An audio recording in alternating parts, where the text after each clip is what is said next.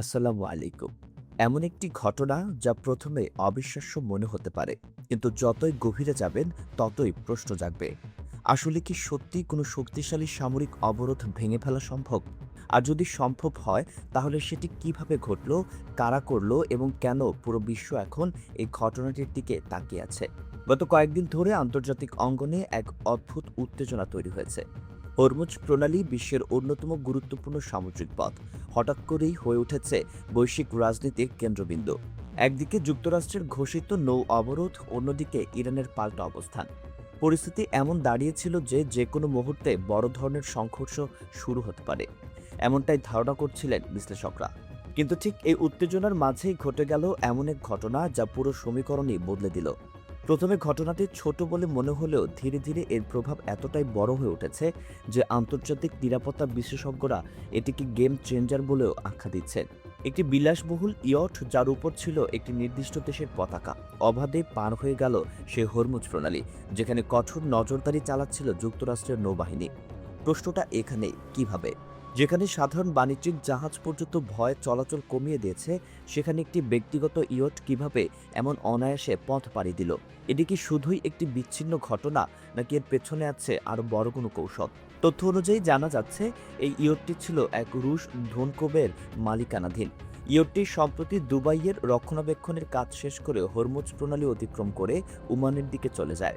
পুরো যাত্রাপথে ইয়টটির উপর রাশিয়ার পতাকা স্পষ্টভাবে দৃশ্যমান ছিল।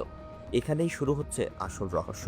কারণ এই সময় যুক্তরাষ্ট্র যে অবরোধ কার্যকর করার দাবি করেছিল, তা যদি সত্যি কার্যকর হতো, তাহলে এমন একটি ইয়টের পার হয়ে যাওয়া কি সম্ভব ছিল, নাকি এই অবরোধ শুধুই কাগজে কলমে সীমাবদ্ধ?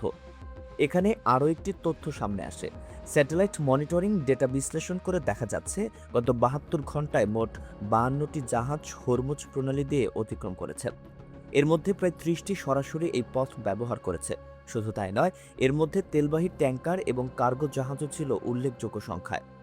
এখন প্রশ্ন আরও বড় হয়ে দাঁড়ায়, যদি অবরোধ কার্যকর থাকে তাহলে এতগুলো জাহাজ কিভাবে চলাচল করলো? এই পরিস্থিতিতে অনেকেই বলছেন বাস্তবে হয়তো যুক্তরাষ্ট্র সরাসরি কোনো সংঘর্ষে যেতে চাইছে না, কারণ একটি ভুল সিদ্ধান্ত পুরো অঞ্চলকে যুদ্ধের দিকে ঠেলে দিতে পারে।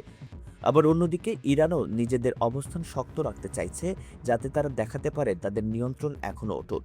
এই টানাপোড়েনের মাঝে আরেকটি গুরুত্বপূর্ণ বিষয় সামনে এসেছে। বিশ্লেষকরা মনে করছেন এই পুরো ঘটনাটি শুধু সামরিক শক্তির নয়, বরং কৌশলগত মনস্তাত্ত্বিক যুদ্ধের অংশ, যেখানে দেখানো হচ্ছে কে কতটা নিয়ন্ত্রণে আছে আর কে কতটা ঝুঁকি নিতে প্রস্তুত। এরই মধ্যে রাজনৈতিক অঙ্গনেও শুরু হয়েছে নতুন ধরনের চাপ। যুক্তরাষ্ট্রের ভেতরে এই অবরোধ নিয়ে প্রশ্ন উঠতে শুরু করেছে। কেউ কেউ বলছেন এই কৌশল দীর্ঘমেয়াদে ফলপ্রসূ হবে না, বরং এটি উল্টো পরিস্থিতিকে আরও জটিল করে তুলতে পারে। অন্যদিকে মধ্যপ্রাচ্যের সামগ্রিক পরিস্থিতিও ক্রমেই জটিল হয়ে উঠছে। ইসরায়েলকে ঘিরে তৈরি হয়েছে নতুন ধরনের চাপ, ভেতরের রাজনৈতিক অস্থিরতা, বাইরে আন্তর্জাতিক সমালোচনা, সব মিলিয়ে পরিস্থিতি ক্রমেই কঠিন হয়ে উঠছে। বিশেষ করে দুর্নীতি ও আইনি মামলার কারণে দেশটির নেতৃত্বের উপর চাপ বাড়ছে। আদালতের সিদ্ধান্তগুলো ইঙ্গিত দিচ্ছে পরিস্থিতি সহজে থামছে না, বরং সামনে আরও বড় ধরনের রাজনৈতিক পরিবর্তনের সম্ভাবনা তৈরি হচ্ছে। এই প্রেক্ষাপটে ইউরোপের কিছু দেশের সিদ্ধান্ত পরিস্থিতিকে আরও নাটকীয় করে তুলেছে। কিছু দেশ সরাসরি আকাশসীমা ব্যবহার নিষিদ্ধ করার মতো পদক্ষেপ নিয়েছে, যা আন্তর্জাতিক সম্পর্কের ক্ষেত্রে বড় ধরনের বার্তা বহন করে। এদিকে আবার আরেকটি ফ্রন্টে চলছে ভিন্ন ধরনের যুদ্ধ। দক্ষিণ লেবাননের সংঘর্ষ, ড্রোন হামলা এবং প্রযুক্তিগত যুদ্ধ কৌশল, সব মিলিয়ে পরিস্থিতি অনেকটাই বদলে গেছে। এখন যুদ্ধ শুধু মাটিতে নয়, আকাশেও, এমনকি প্রযুক্তির ভেতরেও চলছে। বিশেষজ্ঞরা বলছেন নতুন ধরনের ফাইবার অপটিক ড্রোন প্রযুক্তি যুদ্ধের নিয়মই বদলে দিচ্ছে। এই ড্রোনগুলোকে সহজে শনাক্ত বা প্রতিরোধ করা যাচ্ছে না, যা প্রতিপক্ষের জন্য বড় চ্যালেঞ্জ হয়ে দাঁড়িয়েছে। এখন পুরো চিত্রটা একসাথে দেখলে বোঝা যায় এটি শুধুমাত্র একটি বিচ্ছিন্ন ঘটনা নয়, বরং এটি একটি বড় পরিবর্তনের ইঙ্গিত, যেখানে সামরিক শক্তি, কূটনীতি, প্রযুক্তি সব একসাথে কাজ করছে। তাহলে সামনে কি হতে পারে?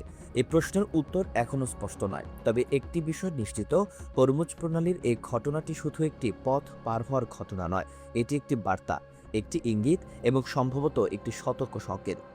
বিশ্ব এখন অপেক্ষা করছে পরবর্তী পদক্ষেপ কি হবে। পরিস্থিতি কি আরও উত্তপ্ত হবে, নাকি কূটনৈতিক সমাধানের পথে এগোবে? শেষ পর্যন্ত প্রশ্নটা থেকেই যায়, এই ঘটনার মাধ্যমে আসলে কে জিতলো আর কে হারলো, নাকি এটি এমন একটি খেলা যেখানে এখনও শেষ চালটি বাকি? দর্শক হিসেবে আমাদের হয়তো শুধু দেখার সুযোগ আছে, কিন্তু এই ঘটনাগুলোর প্রভাব তা পৌঁছে যাবে পুরো বিশ্বে। আর সেটাই এই গল্পের সবচেয়ে গুরুত্বপূর্ণ অংশ।